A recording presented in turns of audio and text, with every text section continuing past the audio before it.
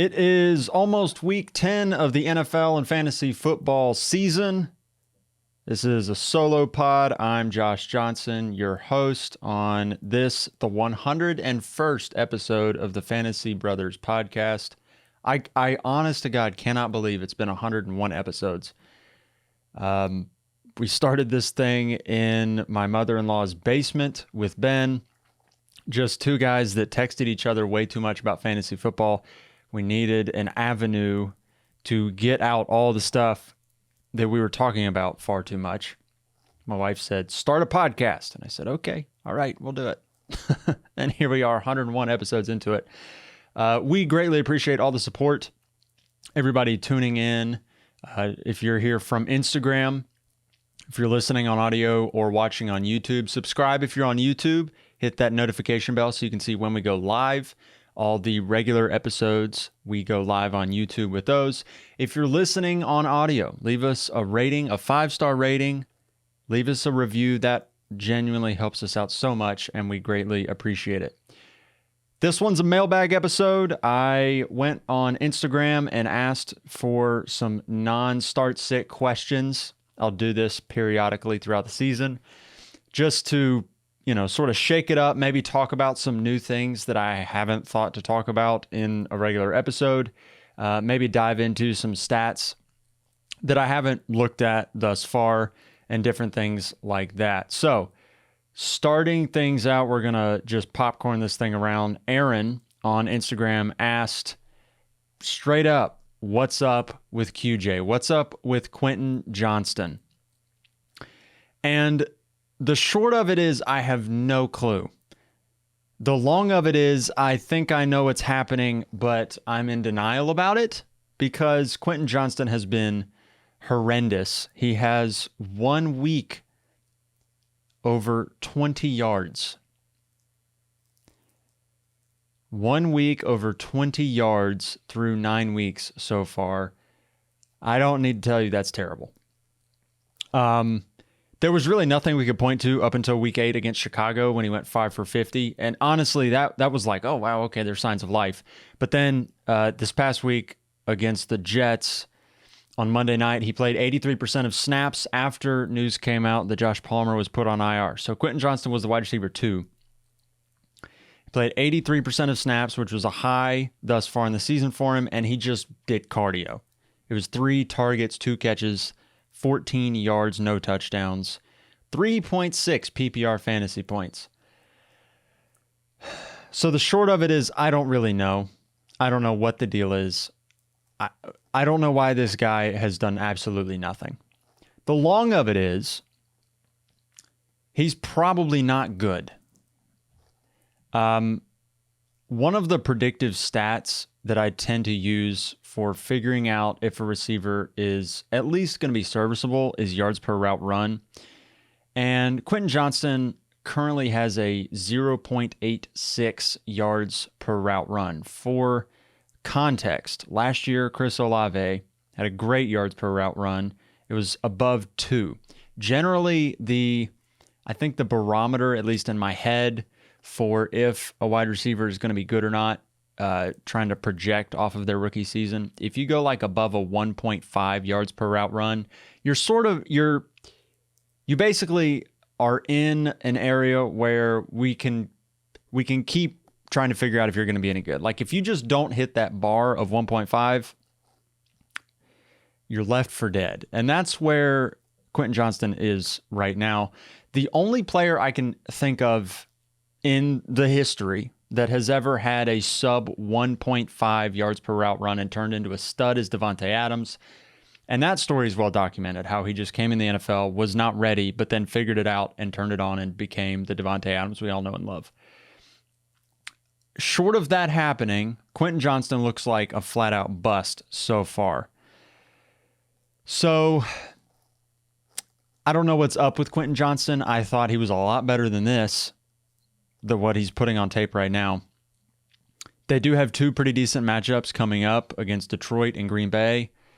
But like, if we're honest, 9 weeks in and there have been 0 flashes of excellence, it's probably not going to happen for Quentin Johnston. So Aaron, what's up with the QJ? I don't know, but he's not producing for fantasy. And at this point, he hasn't produced. I'm not counting on him to produce in the future. Another question here from Corn, TRTL. I don't know how to pronounce that, but my man, you dropped several great questions in here that I'm going to try and get to in this episode. So first one here, will the Jaguars' pass game catch up to their run production?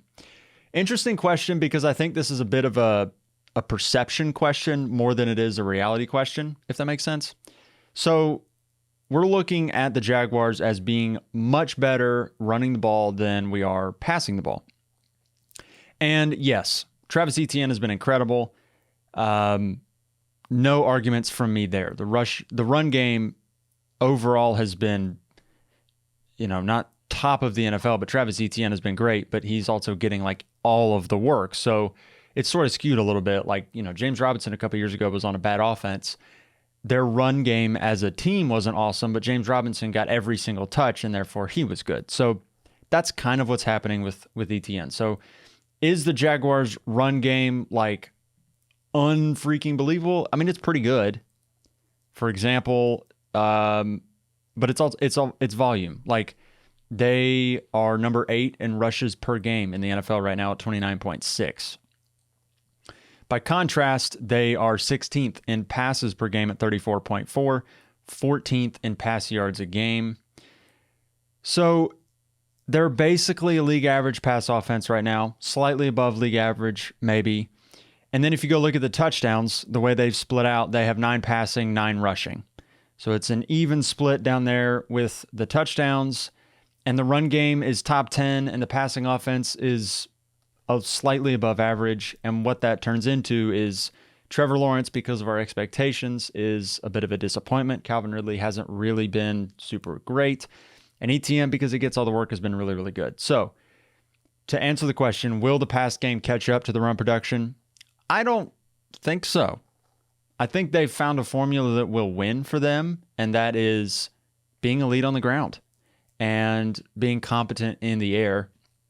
And last year, I remember there were several games where they had to pass to get back in the game, where they would be down, and they just had to turn it loose and throw the ball a ton.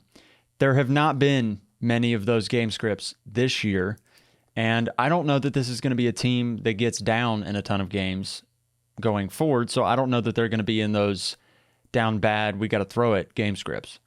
So is this pass game going to all of a sudden turn a corner and be elite down the stretch? I don't think so. I don't think it's going to have to be.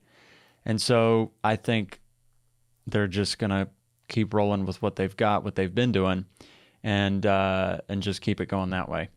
Another really solid question here. Is Chris Olave this year's Courtland Sutton in terms of elite air yards without the production? This is interesting because Olave has crushed it in the air yards department. He has underwhelmed a little bit in the production department. He's currently the wide receiver 19 in PPR.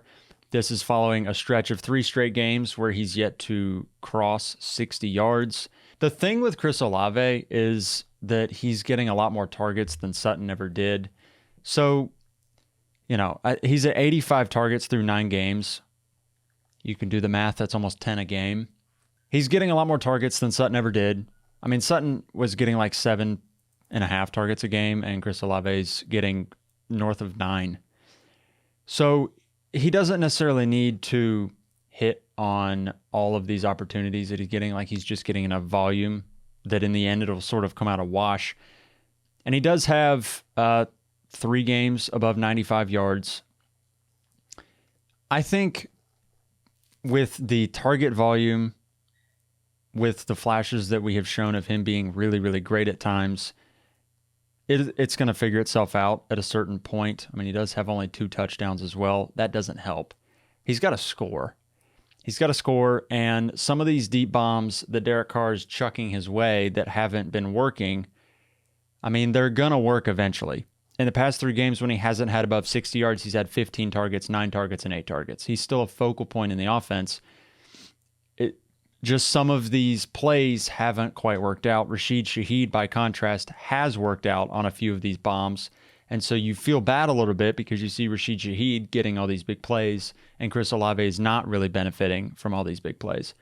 So I don't think Chris Olave ends up being a Cortland Sutton type of guy where we look at what could have been and we sort of feel like he let us down the whole year. I think at a certain point with this target volume, with the lack of touchdowns, these things tend to regress to a mean. And I think for Chris Olave, he's going to score a few more times. Some of these plays that look like a near run thing where it just almost works, if there was, this one little thing or that little thing that would have worked out, I think those things will eventually work themselves out and he'll end up in a top 15 wide receiver sort of thing. Andy asks, how long does Arthur Smith last in Atlanta? Is he mismanaging his roster? What a loaded question that is. If you've been listening to the show for any length of time, you will know that we are a very staunch anti-Arthur Smith podcast. We do not like him whatsoever. And the reason why we don't like him is the mismanagement of the roster, at least how we perceive to be a mismanagement of the roster. Let's do just a quick little study in this. This is a microcosm of the whole issue. So, Bijan Robinson versus Tyler Algier. Currently, Tyler Algier has 116 carries to Bijan's 103. Yes, that is not a typo. But with those 103 carries, Bijan Robinson has 517 yards. With Algier's 116 carries, he has 371 yards. That comes out to a yards per attempt for Bijan of 5.0, and for Algier, it's 3.2. Bijan Robinson has 5 20-plus yard runs, and Tyler Algier has 1. Algier has 3 touchdowns. Bijan has 1.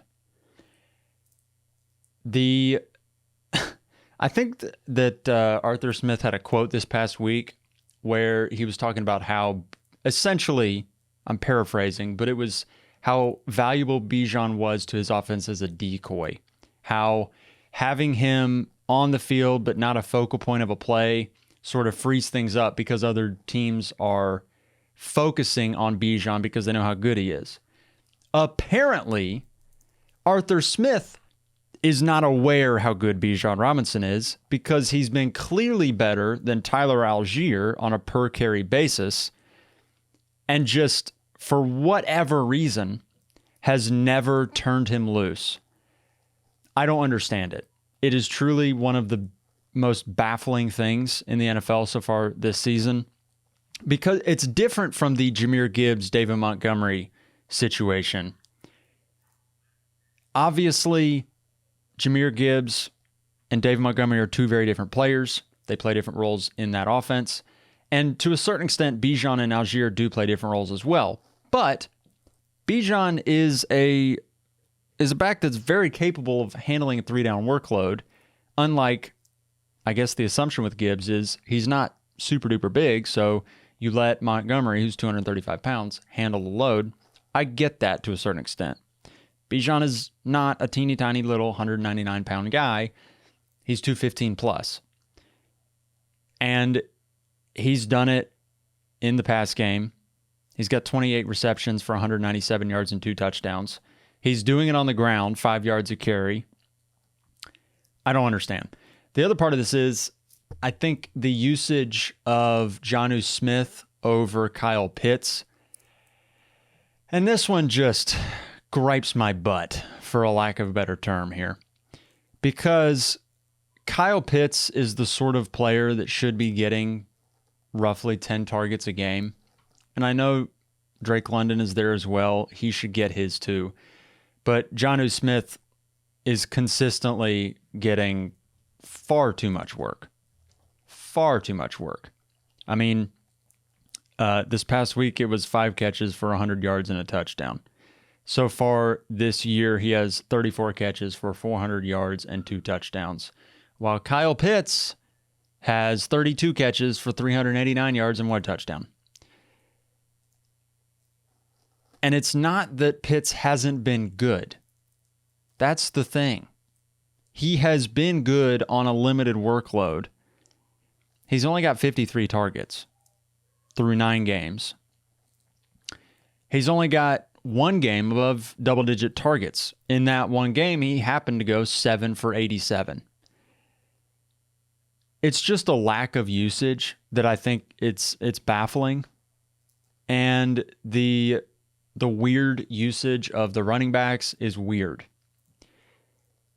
I just realized I said the weird usage is weird. We get it. The Falcons are a very bizarre team in that they've got all these guys that they drafted incredibly highly that are not being used to their full potential. And it drives us all nuts. So how long does Arthur Smith last in Atlanta? That part I can't answer. Is he mismanaging his roster? I say yes, because he's got these elite players that have shown that when they are allowed to open things up, they produce. But for whatever reason, Jonnu Smith and Tyler Algier are players that he's in love with because they're grinders or something. And it just refuses to unleash Bijan, to unleash Kyle Pitts, 2 guys who are elite talents of their positions. I don't understand it. I probably never will. I don't get it.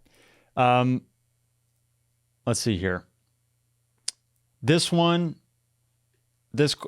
question was asked, I think, to basically give me a rock and a hard place situation to try and force an answer out of me.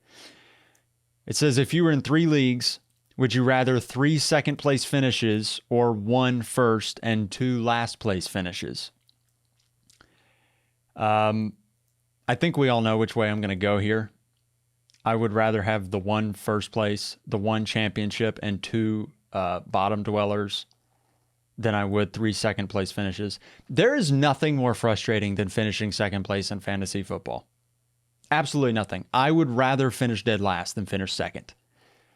Because if you finish second, that means you had a chance to win and you came up short. And that's like the way fantasy football playoffs work usually is the regular season is just a trial run to get into the playoffs. Once you get into the playoffs, the regular season kind of gets thrown into the trash, and it's just, can I survive 1 more week? Can I figure out a way to make it happen this week and then do it again the following week and then do it again the following week? And then you look up and you're the champion of your league. The regular season can kind of lull you into a sense of comfort a little bit. And if you're second place, likely you're one of the top 3 teams in your league, and being in that sort of competitive scenario where you feel like you've got a legitimate shot to win and you come in second, it's just brutal because those windows don't last forever, especially in a dynasty league. And it's probably more brutal in a dynasty league than it is in a redraft league because, like, do you have the personal attachment to your redraft roster that you do in your dynasty roster? No, not at all. So I look at this, I'm thinking of this more in a dynasty perspective. And maybe in redraft, it's a little bit different. You want to have the good teams. You don't want your redraft team to absolutely crap the bed. I get that. But short answer, I would much rather have the 1 championship than 3 almosts. You can go ask Buffalo Bills fans what they think about that too. Yeah. Would I intentionally lose a game to seed 6 instead of 5 for a better matchup? Basically, would you throw a game at the end of the season to get a better seed in the playoff picture? Or not to get a better seed, but just to manipulate your matchup in the first round of the playoffs? No. Why would I not do that? Because I'm just not into not having everything above board. I think if you've got a team that can win, you want to try your darndest to win. At the end of the day, really manipulating your first round matchup, it's not going to matter all that much, to be totally honest with you. There's very few scenarios where there is such a significant drop between two different teams where, it's obviously a better matchup for me to play player A versus player B. You just try and win.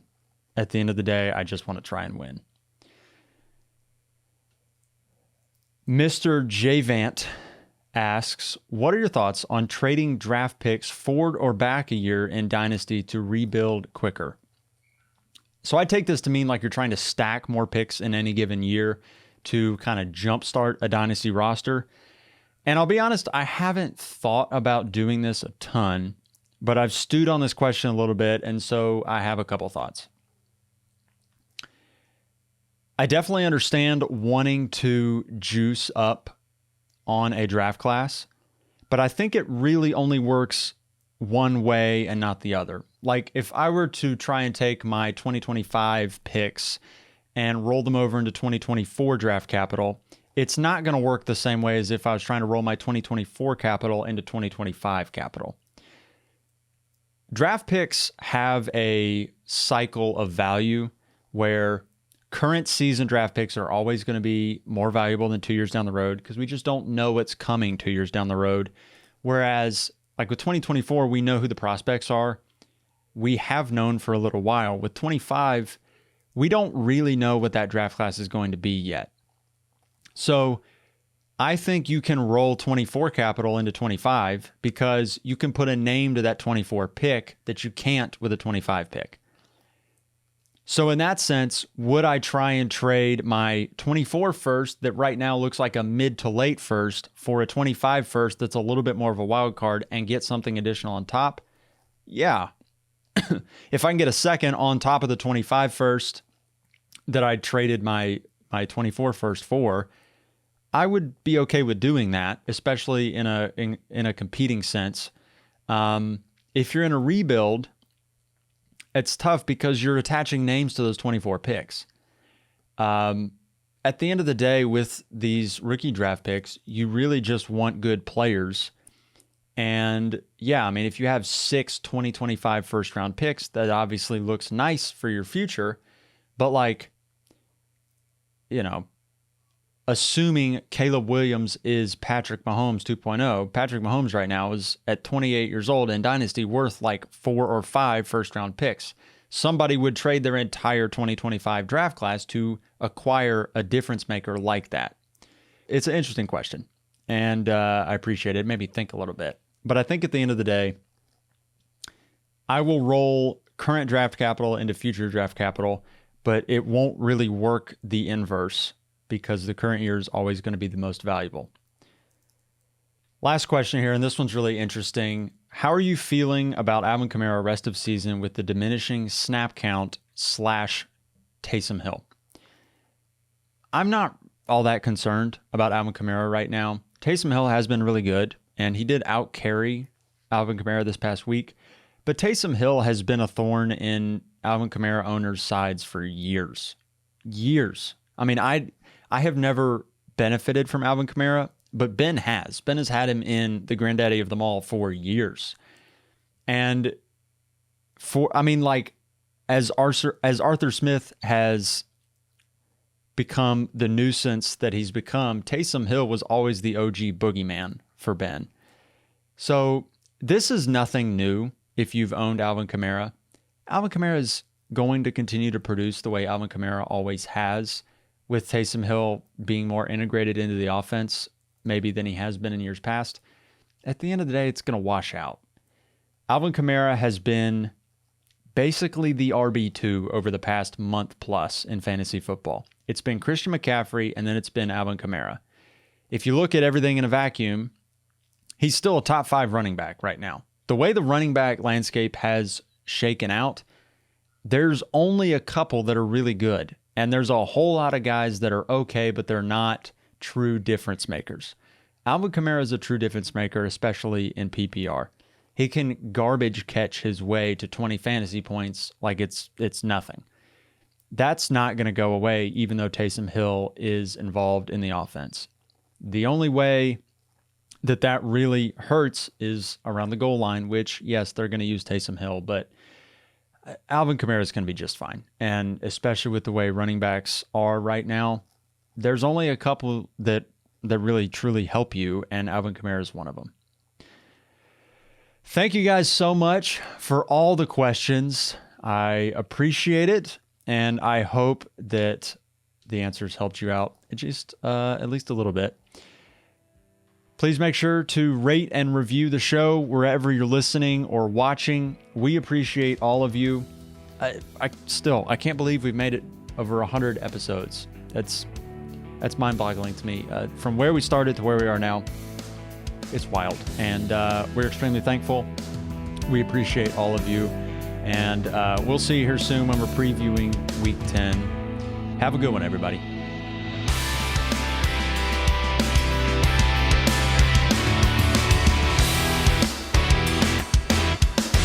Thank you for listening to the Fantasy Brothers podcast. If you enjoyed the episode and want to connect to us, follow us on Instagram at FantasyBrothers_ or on Twitter at FantasyBros_. If you want to support the show, you can do that at Patreon /Fantasy Brothers.